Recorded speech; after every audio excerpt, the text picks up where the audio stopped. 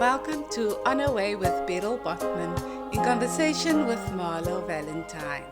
Marlow is unapologetically brown, queer identifying social justice advocate, working in the faith advocacy sector. Welcome, Marlow. It's such a great pleasure to have you with me today and to explore this very deep and important life that you live. Thank you very much, Pedro. It's good to be here. It's good to be with you.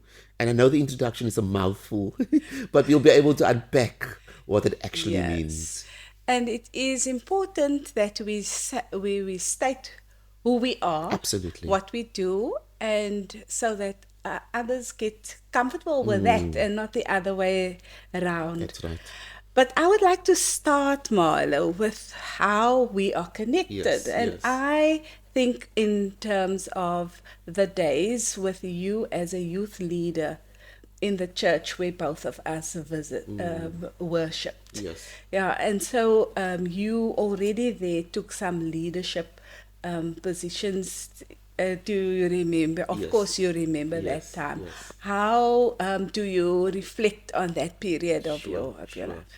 I think it is good to say, firstly, that the Valentines and the Van der Schalks family predates that. Yeah. You know, I think our parents were friends, and I think they socialized at one stage as well. So there was roots before that already Yes. that cemented. And of course, in terms of my leadership in the youth ministry at the time, my connection with your family was through your brother and Neil, because we're the same age. Yes. So I've always been involved in some way or other in the life of the church.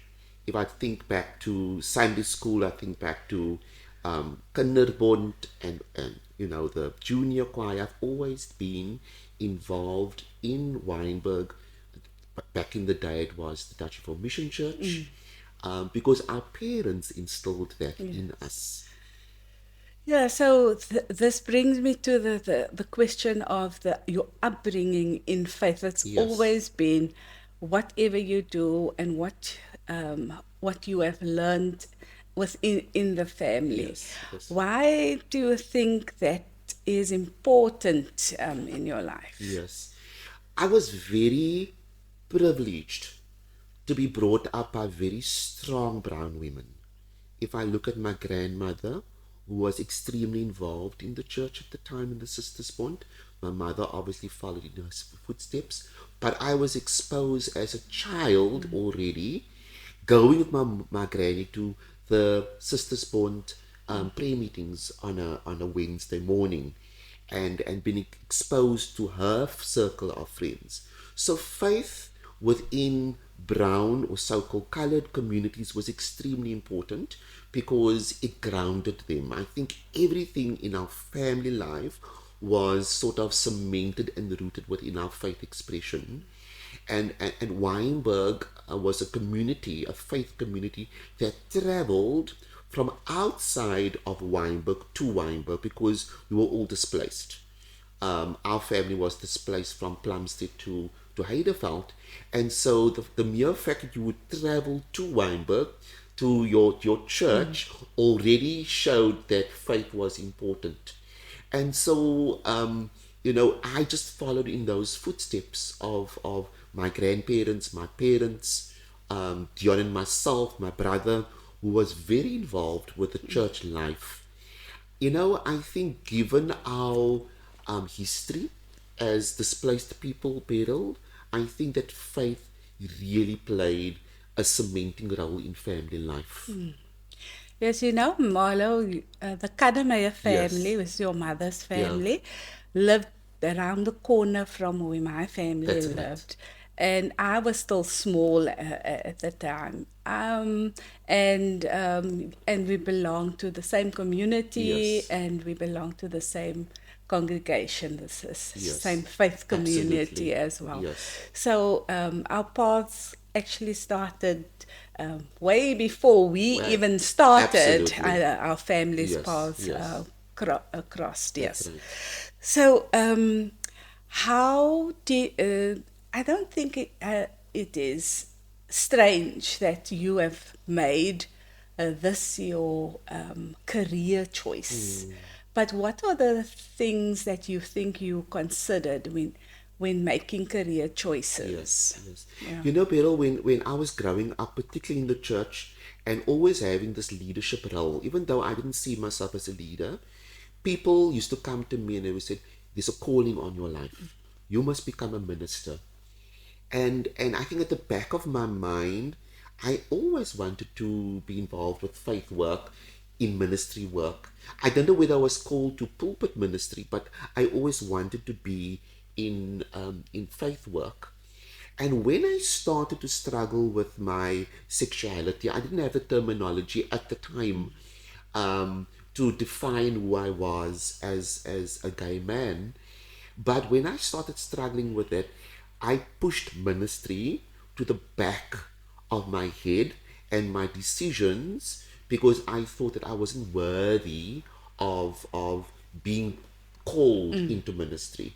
And so my first job after leaving school, incidentally, was Russell's pastoral leader, or pastoral assistant in the Yes, church. and Russell was the minister at the time, so Absolutely, my late husband. yes, And yes, and that is a yeah. very important role that you've played, yeah? Yes, and he recognized something that I didn't recognize in my life, and I think we chatted about this Yes. with his passing, where he recognized that there was perhaps something special about this young man, because he then facilitated the that I was accepted with the Bayes Nodia exchange program, and exposed myself to faith work outside of the country.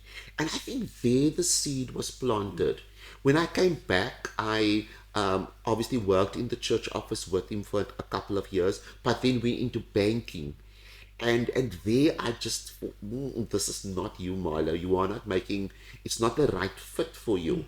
And I left banking after about 3-4 years, and then went into human rights, within queer human rights. And my first job outside of banking was within the metropolitan community of churches, where I became a pastoral lay leader in the church and pastored there for a number of years.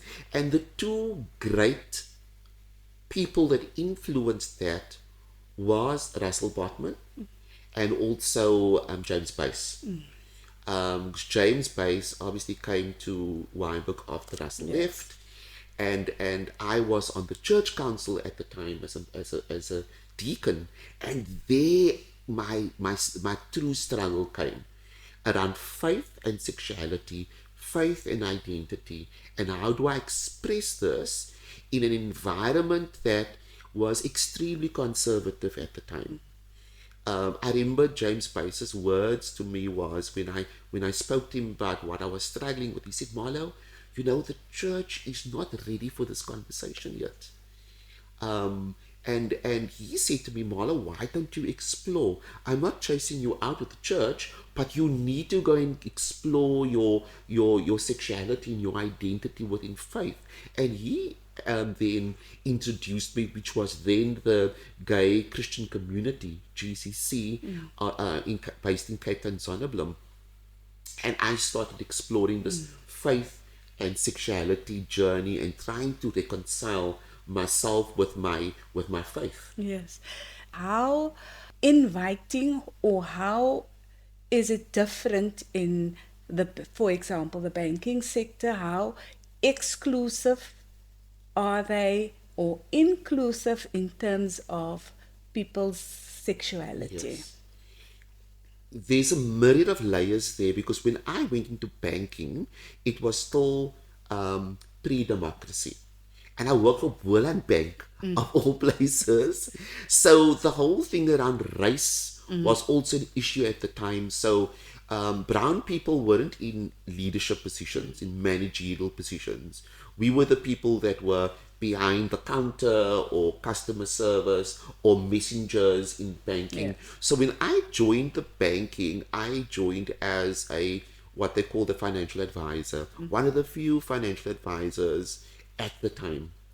And they weren't really welcoming, first of all, to the changes that was happening in South Africa, but also around people that were not heterosexual. And I think that although you were acknowledged in terms of your identity or gender expression, nobody really spoke about it. I mean, I wasn't the only gay person that worked at the bank at the time. And so, yes, people knew about us, but it wasn't sort of spoken about in the way that we speak about it today. And I did feel at one stage as a square peg in a round hole. You know, I just didn't fit. But that, I guess, was part of a broader journey for me. It was a journey of self-discovery, and I had to make sense of myself first before I could then navigate the world. So before I spoke about this to anybody else, whether it was in a very conservative banking sector or to the church or to my parents at the time, I needed to make sense of Marlow. Yes. Yes, and within the church, I'm sure when James Bass told you that the church is not ready for the issues that you bring Yes. to the table. How did you experience? How did you feel included, or did you feel excluded? I think as a minister, he tried his utmost to include and to offer pastoral care. But this was at a time when the church was grappling with so many other issues. Issues around sexuality wasn't even on the table yet. They were still struggling at the time with the inclusion of women Yes. in ministry at the time. Yes. So it was a time when I don't think the church even thought about LGBTI plus inclusion. And I think it was wise of him to say to me at the time, Marlow, why don't you go and explore? And it was sad because I couldn't grapple with myself within the church, but it's something that I just had to make peace with. But I think, Beryl, what was more sadder for me at the time was when people then started to ask questions, because now I've named it. I've named it to my parents. I chose certain people in the church to have conversations with. Your dad was one of the people that I had conversations with at the time. And so there were people that supported me in their personal capacity. But as a church, as a whole, I don't think that they were ready for this conversation. And years later, when I then decided, oh, you know, I'm at an even keel now. I know who I am. This is who Marlow is, and I wanted to come back. That's when people then had a problem. And I remember at the time when I wanted to be in part of the place in worship, there were people who said that Marlow can't be in front because he's gay. It was the same people that said, but this boy has a calling on his life. It was the same people who said he must go into ministry. But just because you've named it now as being gay or lesbian or transgender or whatever, now suddenly the same people have a problem with it. And I think this is where authenticity comes in, Beryl, because the church has never grappled or struggled with people who are true and authentic to themselves. Yes. You know, whether you are a divorced woman or a widowed woman or a gay person within the church, you know, Or a woman. or a woman. Yes, You understand? yeah. So when you say this is my space and this is the space I'm claiming, then suddenly the space becomes hostile. And that is what I experienced, you know, post me coming back.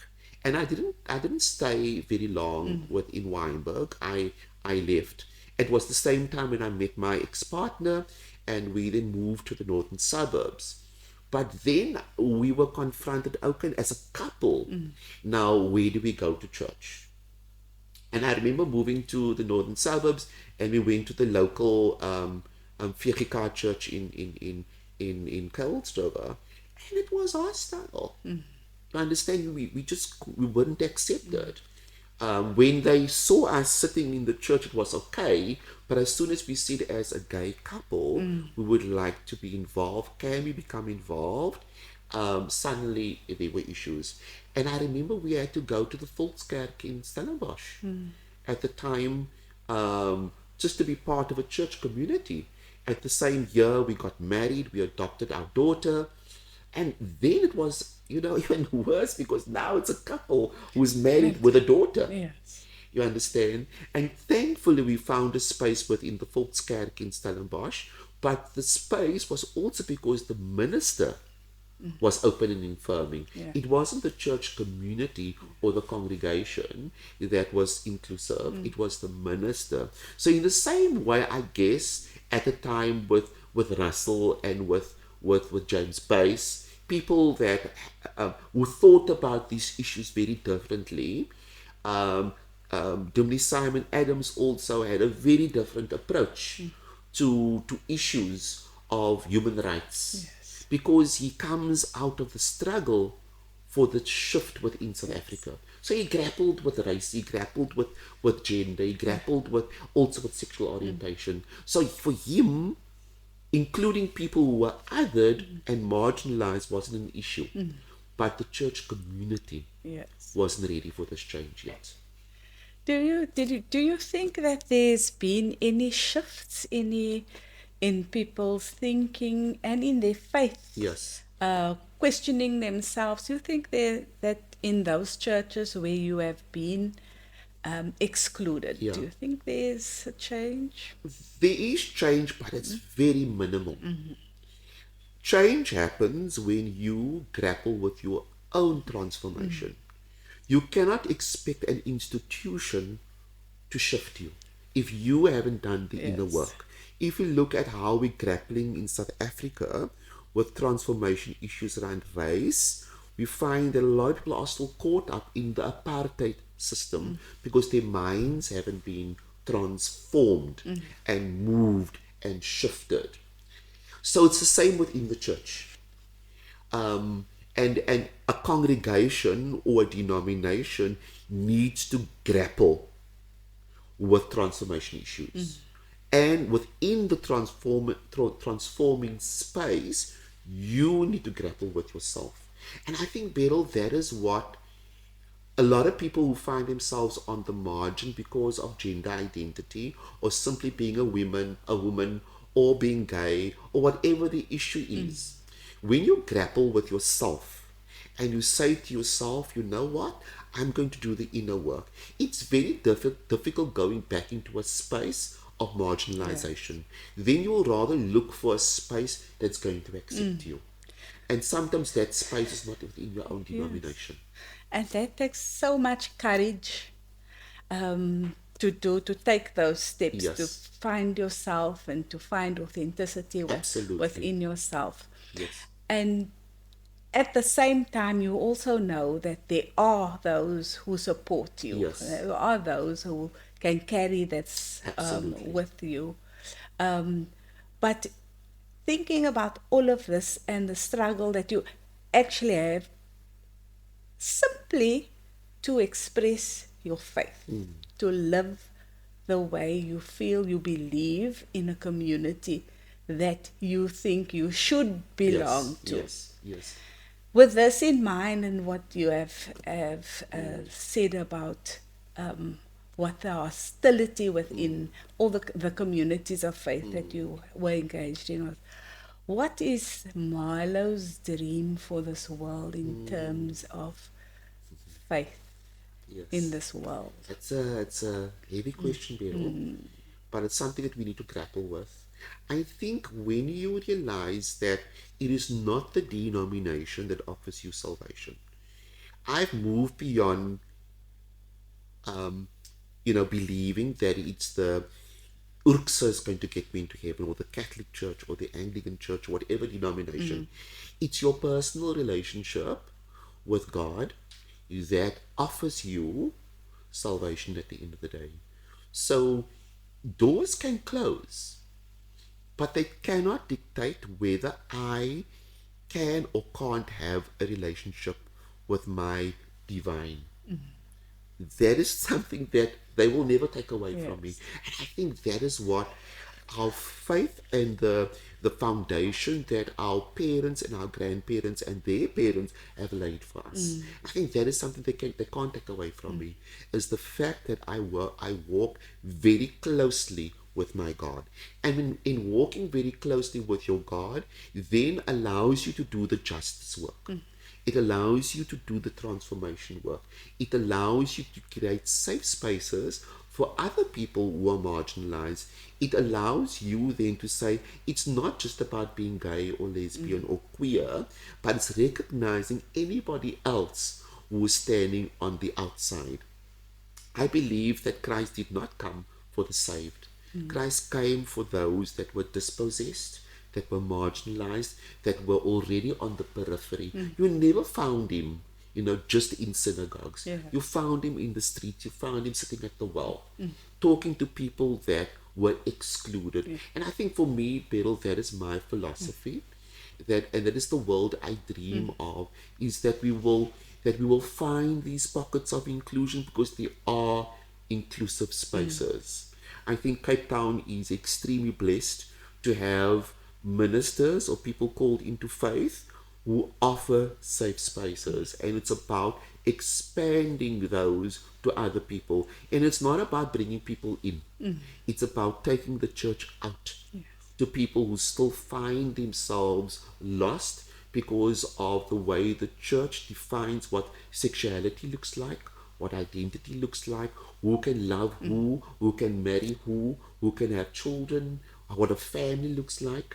The family that we know today looks very different in the 60s and before that. Because now we have same-gendered families coming to church. We have single parents coming to church. We have grandparents who are raising kids. Families looks very different. We have blended families. And that is what we need to celebrate in our inclusive spaces. So in the inclusive and affirmative ministries whom you work with, you find that space to work with these very issues that you just raised. Wow, Beryl, you're bringing in the organization I work with, Inclusive and Affirming Ministries. The founder of I Am has a connection with Weinberg, Peter Oberholzer. And at the time when he struggled to find a space for himself and his partner, he landed up in Weinberg. At that time it was still the Mission Church. And then he worked with Jan de Waal at World Vision. Yes. And so it is deep roots that this organization that I find myself very privileged to work today with. And so Inclusive and Affirming Ministries offers a space to grapple. And what does affirmation look like? What does inclusivity look like within ministries and within the church? And so we work within mainline churches to help congregations transform and to include, particularly LGBTI plus people, queer people of faith, but also beyond. And I think that after 30 years, the organization has a praxis of opening minds, opening hearts, and opening doors. And I hope that within the next 10 years, within the next 20 years, if we are still around, that we will still be able to open up doors for people who are marginalized. Yes, Marlow, thank you so much for joining me this morning and talking about this very important faith-based issue. Thank you. Thank you for all your hard work and your courage and your determination to be who you are. Thank you so much. It was absolutely an awesome experience to have this conversation with you, Beryl. And I also wish you well, as you also journey into becoming, what you are meant to be. Thanks for joining On a Way with Beryl Botman in conversation with Marlow Valentine. Walk tall, tell it all. You've been listening to On a Way with Beryl Botman. You can purchase my books online on Amazon, Take-A-Lot, and at bookstores like Exclusive Books, Bargain Books, Independent Bookstores, and Barnes & Noble internationally. To connect with me, please follow me on Facebook to learn more about my book launches and talks. You can write to me at beryl.botman60@gmail.com. Thank you for listening.